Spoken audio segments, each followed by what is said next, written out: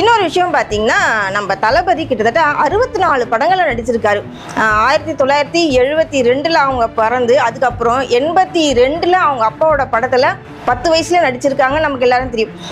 அப்புறம் வந்து அவர் நடிக்க ஆரம்பிச்சிட்டாரு. ஒவ்வொரு படமா கொடுத்துட்டே வந்தார். கிட்டத்தட்ட ஓவரால் 64 படங்கள்ல நம்ம தளபதி விஜய் நடிச்சிருக்காரு. இதுல எவ்வளவு சூப்பர் டூப்பர் ஹிட்டான படம்லாம் எனக்கு பண்ணியிருக்காரு நம்ம எல்லாருக்கும் தெரியும் இல்லையா?